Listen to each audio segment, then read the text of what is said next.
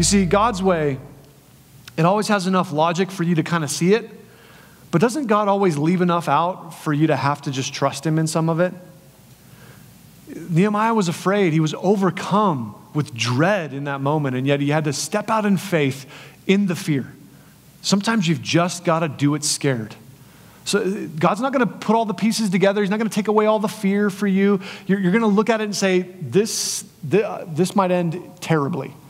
And yet, God, I think you're taking me this way. And you just step into it. Whatever God does with it is what God does with it.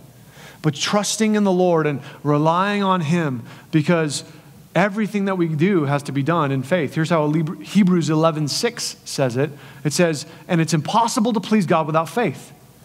Anyone who wants to come to him must believe God exists and that he rewards those who diligently, sincerely seek him. You see, God's not going to give you all the details of everything.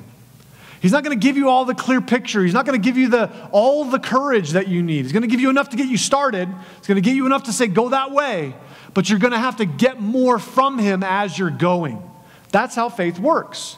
You've got to be willing to say, God, let me see it enough and give me the courage enough to follow you and to be willing to step out in faith. You see, faith isn't necessarily the willingness to do crazy things.